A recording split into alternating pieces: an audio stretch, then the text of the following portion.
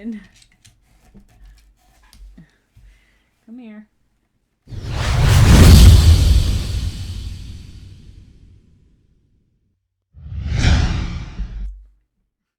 Hey, what's up, you guys? Welcome back. Today is the new year. For you guys, it is the 2nd, but today is the 1st because this is the day that we're recording. But today, I just kind of wanted to do like a little year in review for 2020. I know 2020 was, for the most part, a terrible, awful, horrible, scary year. But we had a lot of good things come out of 2020 for our Pokemon journey, as well as like the channel, and Instagram and everything. So I just kind of wanted to recap with you guys what I think my top 10 moments from 2020 are, as far as our Pokemon content goes. I'm going to be putting in some clips from the videos that these were pulled from, or because most of them have videos made about them. So these are mostly in just chronological order. It would be super hard to order these in like my number 1 or my number 10. Because I don't want to downplay any of the moments because they were all incredibly special. All the accomplishments were very special, and they're all on this list for a reason, so I don't think any one outweighs another. In January 2020, we got to travel to Dallas, Texas. We drove the whole way there and the whole way back, which is... when she says we, she means she drove entire way. It was very far. It was like what, 15 something hours? Mm-hmm. 15 or so hours one way. But we went to the Dallas Regionals in January to meet the Pokemon card artist Masakazu Fukuda, who designed the Gold Star cards along with over 400 other cards, which is absolutely insane. There's a lot of cards. Some of the top names in Pokemon, Masakazu Fukuda, Michiru Arita, and Ken Sugimori, are very, very, very well known, very popular. But we were lucky enough to meet him, get some cards signed, and also see a live demonstration of his artwork. We do not have any footage of that because we were told that we were not allowed to take footage, and we all wanted to respect Mr. Fukuda's decision to not have video during that. Django's being super needy during this. I'm going to get a chair so he can sit in next to us. And Nikki is just basically now hearing about the list. But I have a pretty good feeling that these are her moments as well for 2020. Our second is we went to our first pre-release tournament together, which means we also learned how to play the TCG. We learned how to play together. Nikki read me the instructions, and she has beaten me in nearly every game we have played. Every game in person that we have played together, she has whooped me. And, yeah.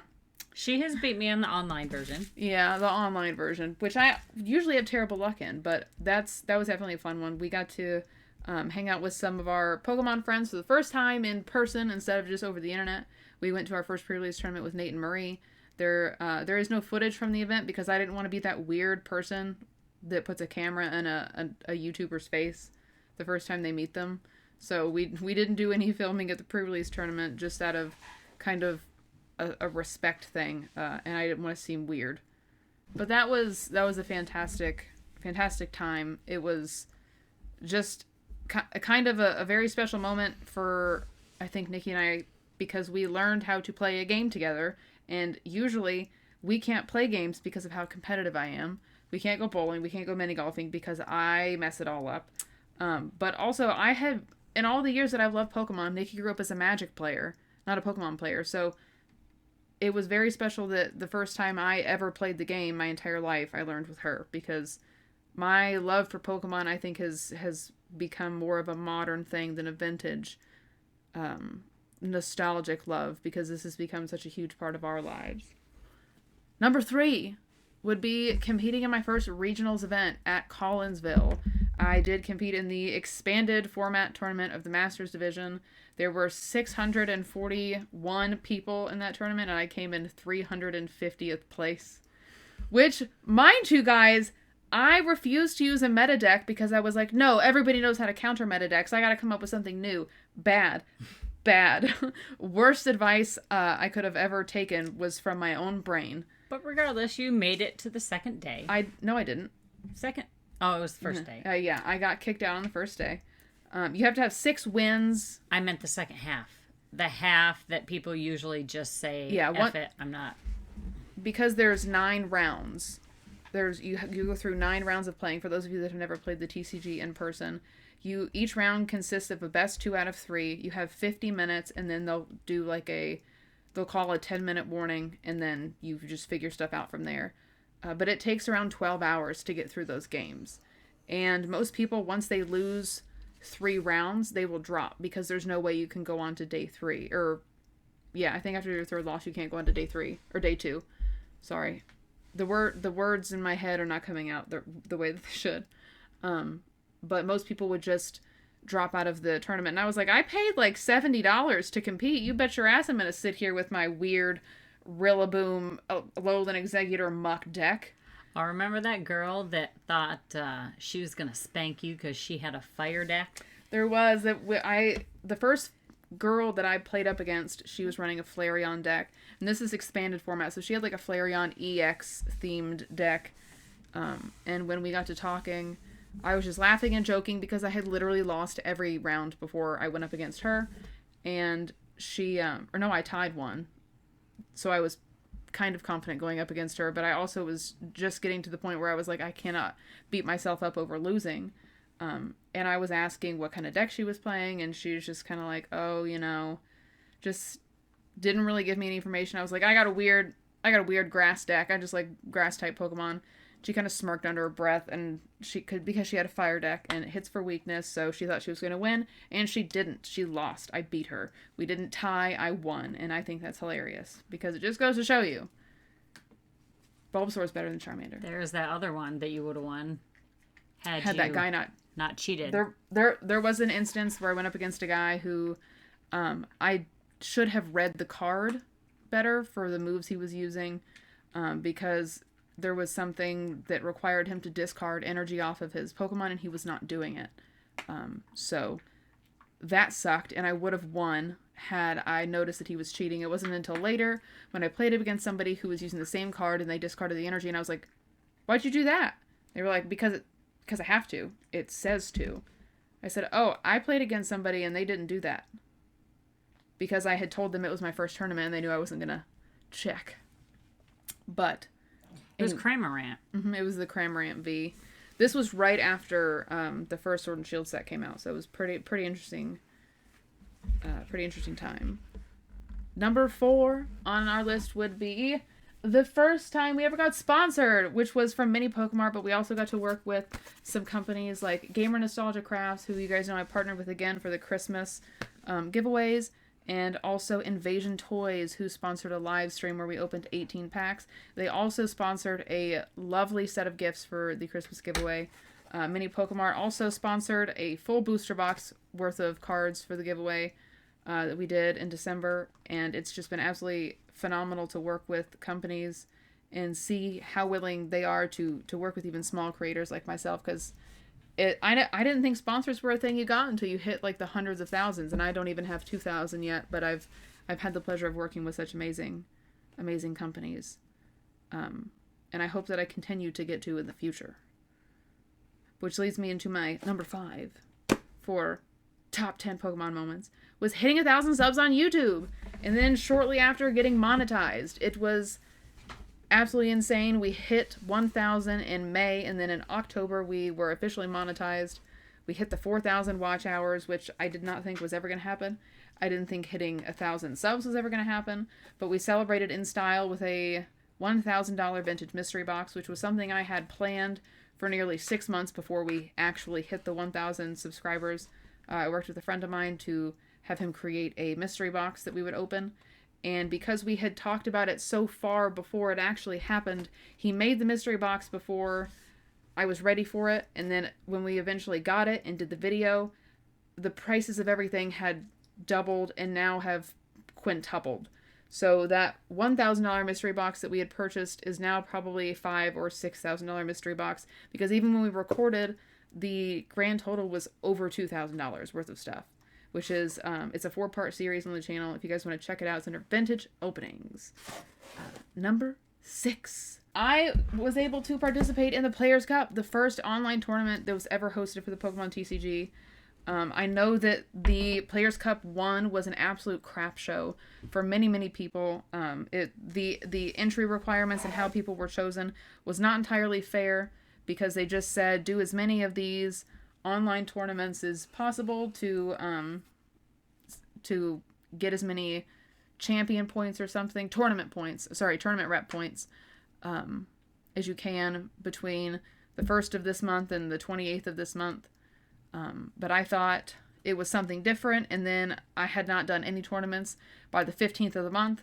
I figured it out, had to do as many as I could, but you have to use tickets in the PTCGO to get in these tournaments, and since I had only been playing for 6 months, I had a very limited number of tickets, and I feel very privileged to have made it into the top 256 for North America to even get into the tournament. But I think a lot of people had just boycotted the idea of the tournament and not tried because of the unfairness of how you could get into it. Because specifically having tickets getting you into the tournament, that means not everybody has the same number of chances to get in, which they did rectify with the Players Cup 2, which I did not make it into. I tried for the first half of the month and then just kind of dropped off the face of the earth with it. Yeah, you didn't even use all your keys. No, I still had 19 keys left. Almost half of them. Oh, because they gave you 50 chances, and I was in like 600th place, so I don't know that I would have made it in the first place, but it was still nice to learn more about the game, and it was a very stressful thing. Number 7, we got to cross some of our holy grails off of our list for collections. This we have not shown off officially in any videos. This is a very old Hasbro, like, Sears exclusive collectible thing that came out after the Pokemon movie in 2000, I believe. 1999 or 2000. And there are 2 different versions of this. One's with the Charizard, one with the Mewtwo. We had purchased the Mewtwo one on Mercari, and the guy backed out of the sale and then relisted it for 7 times the price on eBay, to which I then sent the listing to Jordan Fringe because I knew he also wanted it. And I was like, I can't afford this, and he canceled the sale on me, so I would just rather you have it. But the Mewtwo is still a hunt for us. We got a couple other items. We got the Pokemon skateboards. We were lucky enough to be able to get one of each of all 10 that have come out. I would call my Glass Dragapult a Grail item, but I didn't know it existed because it's a custom item. So I guess I can't really call it a Grail. Do you want to show that too? Yeah, let's show the Glass Dragapult. Let's get it in here. Leave him on the stand. You want him on the stand? Yeah. There he is. He's perfect. My Glass Dragapult. My hand-blown Glass Dragapult that Nikki got me for my birthday. She drove 20 hours round trip. Or no, one way. No, round trip, because Baltimore's only like 8 hours away. 20 hours round trip to get this guy from McFadden Glass Arts in Baltimore, Maryland. He is a fantastic glass artist. You can check him out on Facebook, I think, as well as Instagram. He does absolutely amazing work. Number 8. Nikki pulled a Charizard chase card. My pack pulled a Charizard chase card. Okay, Nikki pulled the chase card. So we were opening packs from an ETB on TikTok. I was making TikToks, and Nikki was kind enough to give me her packs to open, so I could make multiple TikToks. We weren't expecting to pull anything because the Champions Path ETBs had been so lame. We had pulled basically nothing. No rainbows, no nothing. We were 130 packs in total for the set. Second pack of the ETB, the Shiny Charizard was pulled. So that was our first Charizard chase card. That was our first main chase card ever pulled from a set. So that I think it's well deserving to be on our top 10 of 2020 list, even though I'm not a big Charizard fan myself. Number 9. Oh my goodness. We submitted our first TCG grading submission. The video just went up a little over a week ago, maybe 2 weeks ago. We did a CGC bulk submission full of cards that we're wanting to sell, some we're wanting to keep for ourselves, but we're hoping to use that as kind of a tool to help fuel the income for the collection, because as you guys know, Pokemon is throwing a lot at us at the beginning of this year with 2 sets back-to-back, February and March. Then we'll have a set again in May. So that's a lot of money for the channel, and I'm hoping that we can get some. Are those all the things right there? No, these are cards that I want to get graded. I got stacks on stacks on stacks, you guys. This is my Dragapult stack. Oh wait, you already sent your submission. Yes, okay. the submission has in fact been sent. We are just waiting for it to arrive at CGC, because we literally just sent it this past week for us. But when she says we submitted, it's really she did the work. She submitted it. Some of them were my cards, some of them were hers, and some of them were ours. But I didn't do any of the work. That was all her. But you guys can check that video out, of course, to see all the different cards that we submitted. Forevertron Pokemon on Instagram is the one who had talked me into trying out CGC, because they are a relatively new grading company, but they have some of the fastest turnaround times, very competitive pricing. I go over all that in my video as well, so I won't bore you guys too much with it. But Forevertron also was the one that filled me in on how grading and selling the graded cards can help finance the hobby for you.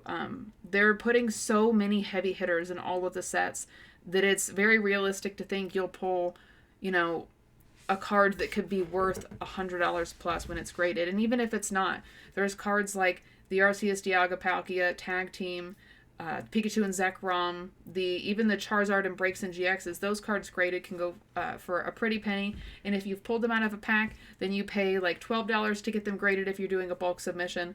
It really evens out when you get $100 off of a sale for that.